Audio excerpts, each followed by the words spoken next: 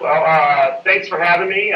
We're coming to your class on the other side of the state from Ferguson, Missouri, where everyone knows, I think by now, that there's been a real tough week around trust and justice and figuring out how we get closer to the truth. A whole bunch of other emotions in the air. But really what I wanted to do was I felt like just answer some questions and give you some perspective about what I'm seeing and give you guys kind of a primary look of what Ferguson looks like today. Not, from the shots you're seeing overnight or the video you're seeing overnight. But what you should know is about a half a mile down the road, there's a brand new grocery store. There's a brand new Target. There's a brand new Kohl's. There's a beautiful shopping center down there. Today is the first day of classes for the students at this school district. I do believe they went to school. Some of the other school districts near here canceled.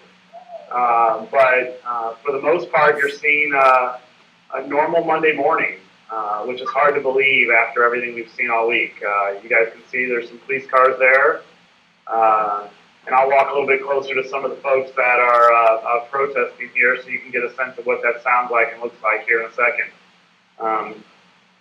Maybe somebody on that end could give me a question or something that could kind of lead me in the right direction here. You have a question they want to ask right now? Go ahead. Speak up. What exactly are they fighting about? Like, why are they having this fight? Did you hear that? Mr. Chamberlain, you're going to have to repeat that one, Mr. Chamberlain. She said, what are they protesting about?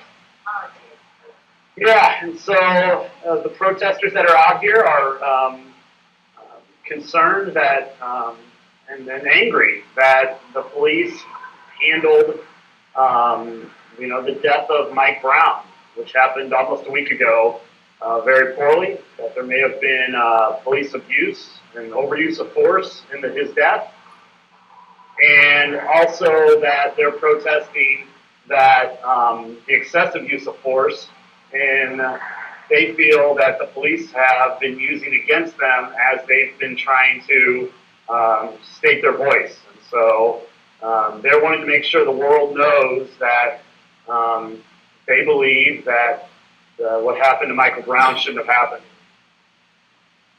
Anyone else have a question?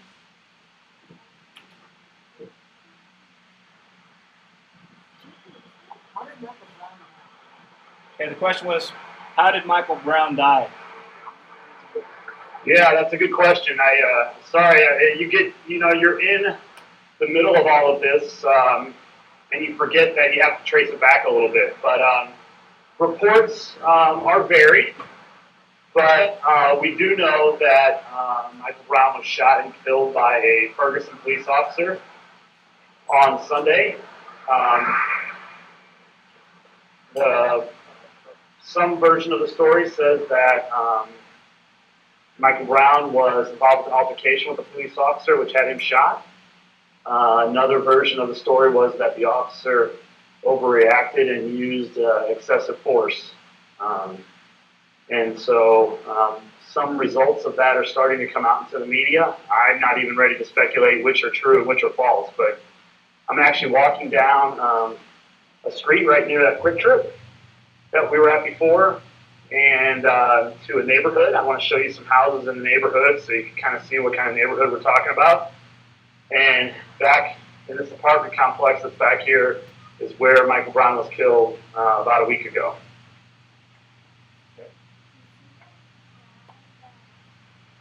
But I think that what we're seeing more than anything is twofold. One, a lot of mistrust for police and law enforcement in the African American community in St. Louis. We've seen this in 2 or 3 other cases throughout the United States where young black males have been shot and killed by the police. And many feel as though that's happened because of excessive force in many of those cases. And I think also what goes along with that is that St. Louis for a long time has been a very racially divided city, and a lot of pain and anger for years and years of those sort of things are coming to the surface beyond Michael Brown. And then once you're the center of attention, I think most people want to bring their causes to the table. So that's a piece of the puzzle. So wandering down about a block and a half away from where I was and where everyone was talking before. And I don't know, I would imagine that there are a number of houses that look almost just like that in your neighborhood. You guys are a little more rural where you are, but this is just a nice single-family house, 800 square feet or so, and one-car garage, one car here in the parking lot. Ferguson is a very diverse community. There's about 67% of the residents here are African American, about 35% are white. And this is actually a city that has been kind of holding on and fighting off poverty to a better degree than some other cities in St. Louis. But, we'll see what all that becomes. But, been seeing the news over the last couple of days, SWAT team and tear gas and riot gear and, scenes that you would think came out of the Middle East being a part of this. And so it's been scary to live in a city where all this is going on.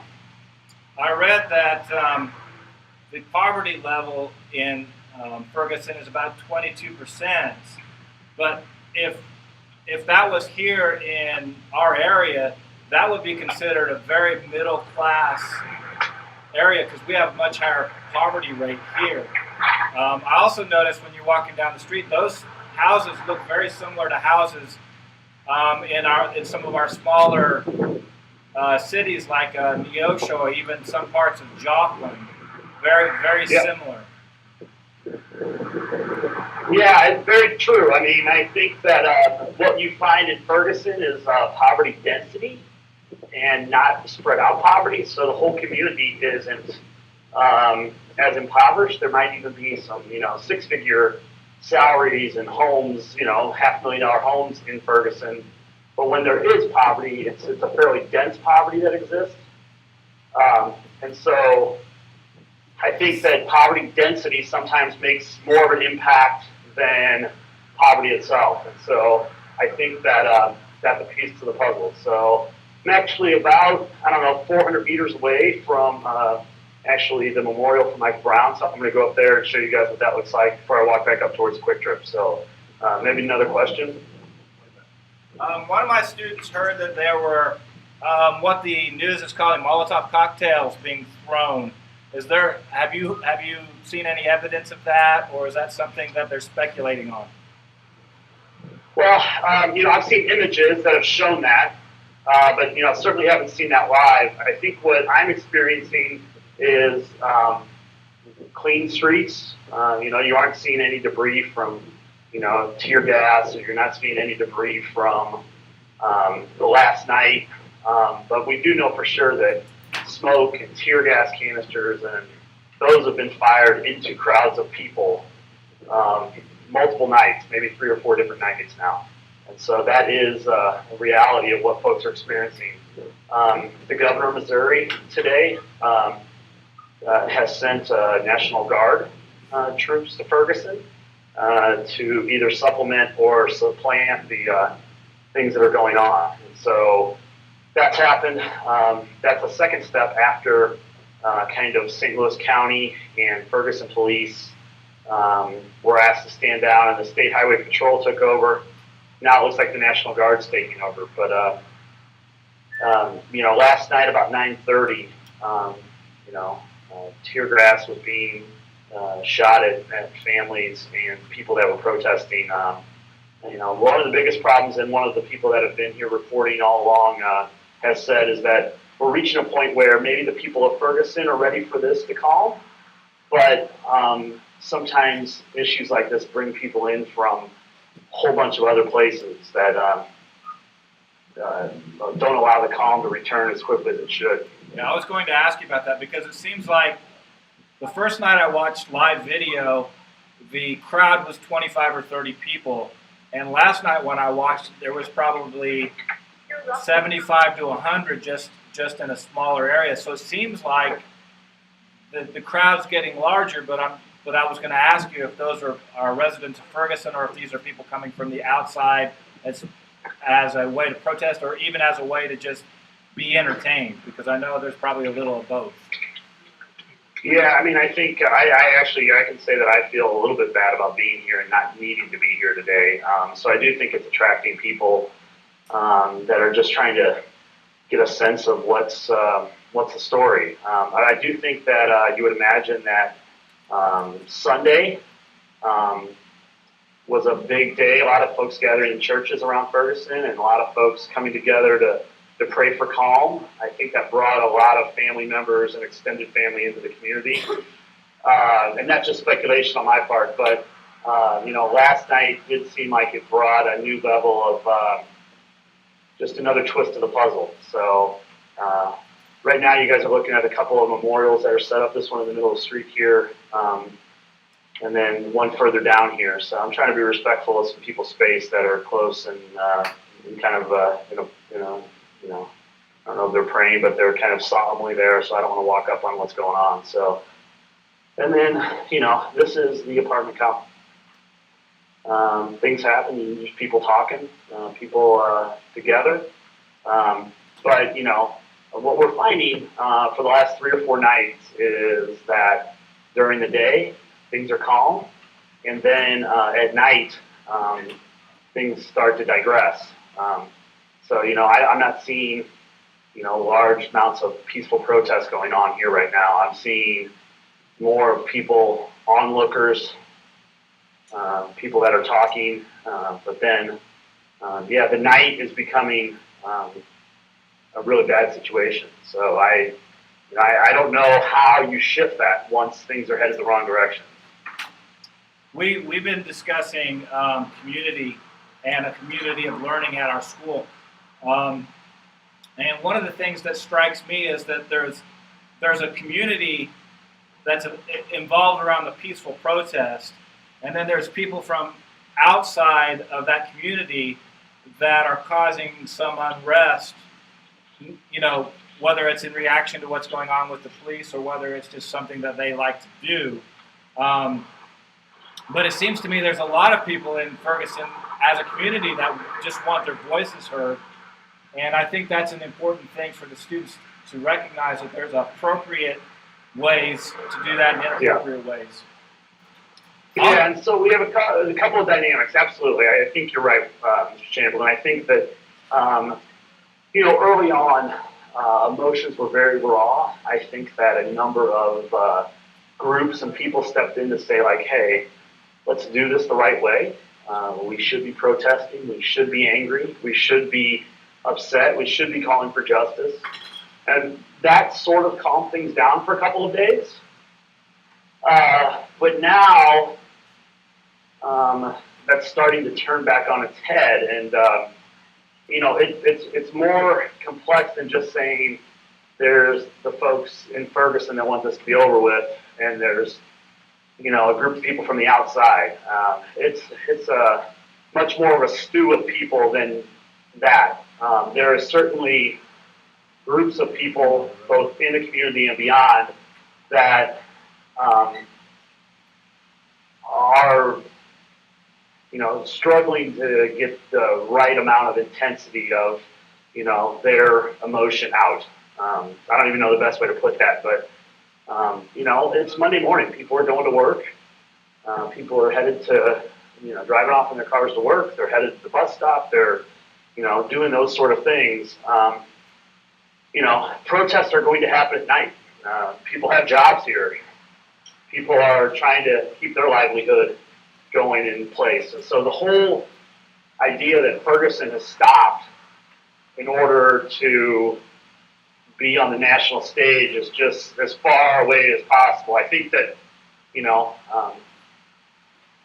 when people start to gather in the evening, it it gets really testy. And you bring large groups of people together, it creates a more volatile situation. And I mean, ultimately, I think everybody from all sides of the spectrum have said that the way that the police reacted initially to this situation created some problems. And, whether or not, citizens of the United States should feel as though they're in a military war zone, I don't know. My emotions waver every day. One, I feel like it's too much, and then I hear, a police officer say the other day, I'm a husband and a dad, and my job is to protect and serve, but I also have to preserve myself to go home to my family. And so I heard that, and that sort of threw me in another direction.